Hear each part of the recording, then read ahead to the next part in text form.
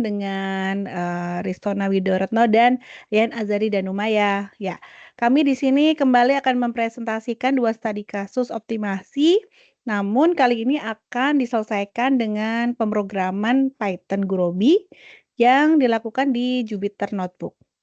Untuk studi kasus pertama adalah open cache mining.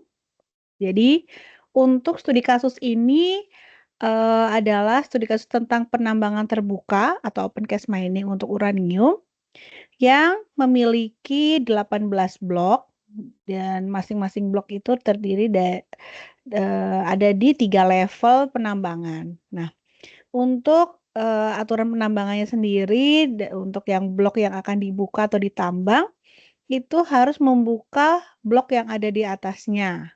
Ya, jadi harus semua blok kanan kiri yang ada di atasnya harus dibuka terlebih dahulu. Nah, untuk penambangan sendiri ada biaya yang di sini menjadi perhitungan adalah untuk level 1 di 100 euro per ton, kemudian level 2 adalah di 200 euro per ton, dan level 3 adalah 300 euro per ton. Nah, di beberapa blok yang diarsir ini memiliki kos lebih tinggi dikarenakan terdiri dari batu keras sehingga kosnya menjadi 1.000 euro per ton. Nah, di samping ada kosnya, masing-masing blok di sini ada value-nya. Value untuk pertambangan adalah value yang mengandung uranium ditandai dengan warna abu-abu ya, dan nanti ada masing-masing value-nya. Contohnya di blok 1 200 euro per ton, blok 7 di 300 euro per ton. Nah, nanti ada masing-masing value-nya. Jadi dari study case ini kita diminta untuk mengidentifikasi blok-blok mana saja yang harus ditambang atau dibuka sehingga kita mendapatkan keuntungan maksimum dan berapa biaya total untuk pembukaan dari keseluruhan blok-blok tersebut. Nah, nanti akan dipandu analisanya dengan Mas Rian, tentu saja sekarang menggunakan Gurobi Python. Silakan. Oke, terima kasih Mbak Norma. Di sini saya akan menjelaskan pengerjaan melalui Guru PyPy di Jupyter Notebook untuk open cache mining, study case open cache mining. Jadi langkah pertama yaitu kita melakukan import Guru PyPy-nya. Dari Guru PyPy itu kita juga mengimport beberapa fungsi yaitu fungsi model untuk model optimasi, GRD untuk mendefinisikan jenis variabelnya, dan QuickSum untuk menjumlahkan model matematisnya nanti. Selanjutnya kita menentukan set yang ada, seperti yang dijelaskan tadi oleh Mbak Norma, di mana ada yang pertama setnya yaitu blok, di mana blok ini merupakan himpunan blok tambang yang ada atau tersedia di sana, yaitu dari 1 hingga 18. Nah, di mana di blok-blok ini terdapat dalam 3 level atau 3 tingkat tambang, yaitu level 1, yaitu 1 sampai 8, level 2 9 sampai 14, dan level 3 15 sampai dengan 18. Selanjutnya kita menentukan parameter, yaitu di mana value dari masing-masing blok yang akan diekstrak, di mana nilai bisa diturunkan, di mana beberapa blok yang bernilai kita masukkan antara lain yaitu 1 bernilai 200, 7 300, dan seterusnya. Ada blok 18 bernilai 1200. Lalu ada parameter yang kedua yaitu cost, di mana yang membutuhkan ekstraksi masing-masing level. Ini berbeda-beda, jadi untuk level 1 100, di level 2 200, dan di level 3 300. Sedangkan untuk batuan keras, yaitu pada blok 15, 16, dan 18, itu bernilai 1000. Jadi di codingan kita memasukkan cost update untuk ke blok yang berbatuan keras, yaitu bernilai 1000. Selanjutnya kita memasukkan fungsi model untuk open cache mining.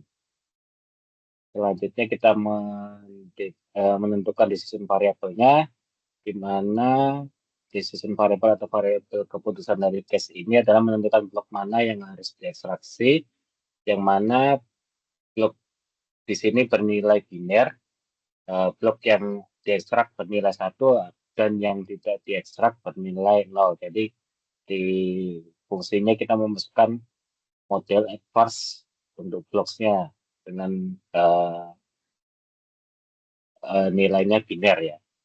Jadi selanjutnya kita menentukan objektif functionnya, yang mana kita mencari maksimal keuntungan dari proses tambang ini, di mana nilai hasil tambang nanti dikurangi dengan biaya yang telah dikeluarkan. Jadi fungsi modelnya set objektif, quick sum dari value dikurangi quick sum dari cost dari ekstraksi tadi, di mana GRP-nya maximize.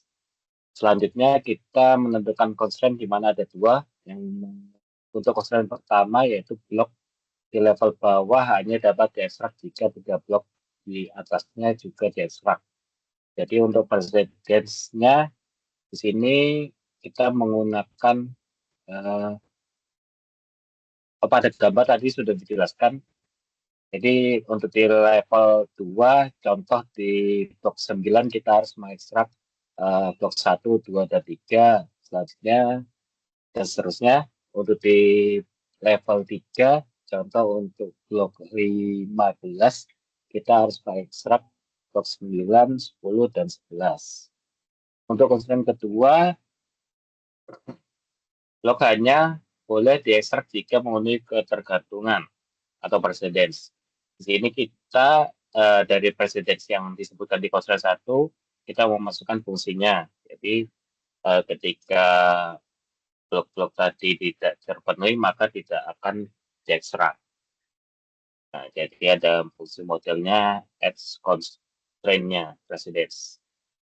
Selanjutnya untuk melakukan perhitungan optimasi yang sudah disebutkan di atas tadi, kita melakukan fungsi model optimize sehingga didapatkan hasil perhitungan untuk optimumnya ini bernilai 400 dan blok-blok yang akan diekstraksi, yaitu blok 1 sampai 7, blok 10 sampai 13, dan blok 17. Jadi kita dapat mengambil kesimpulan dari hasil perhitungan yang menggunakan Gorupi Python diperoleh profit maksimum bernilai 4 juta euro, di mana 400 dikali 10.000 ton per bloknya. Dan blok yang diekstrak adalah blok 1 hingga 7, blok 10 hingga 13, dan blok 17. Sedangkan yang tidak diekstrak adalah blok 8, 9, 14, 16, dan 18. Sekian dari saya kembalikan lagi ke Mbak Norma. Terima kasih. Baik, terima kasih. Untuk case pertama, open case mining, sudah ditemukan solusi optimalnya. Kemudian case kedua adalah assembly line balancing. Jadi untuk assembly line balancing ini, kita membahas studi kasus di pabrik elektronika untuk merakit produk amplifier. Nah, di sini kita akan mendistribusikan tugas dari 12 tugas tahapan tugas untuk merakit amplifier. Ini akan didistribusikan ke dalam 4 stasiun kerja agar memiliki cycle time yang sependek mungkin. Nah, untuk cycle time tersebut adalah total waktu terpanjang maksimum dari setiap workstation. Kemudian untuk merakit amplifier nanti ada durasi dari masing-masing tugas dan juga predesesor dari setiap tahapan. Nah, predesesor tersebut jika digambarkan seperti diagram ini sebagai contoh, jika untuk melakukan tugas 2, maka terlebih dahulu dilakukan tugas pertama. Ataupun Tugas 3 hanya bisa dilakukan setelah tugas pertama dilakukan. Masing-masing tahapan tugas memiliki durasi waktu seperti yang tergambar di dalam diagram ini. Nah, di studi kasus ini kita akan mencari cara untuk mendistribusikan ke-12 tugas ke dalam 4 stasiun yang memenuhi batasan predesesor tadi dan juga meminimalkan waktu siklus. Nah, study case akan dibahas oleh Mbak Ristona tentu menggunakan Gurobi Python di Jupyter Notebook. Silahkan. Oke, terima kasih Mbak Norma.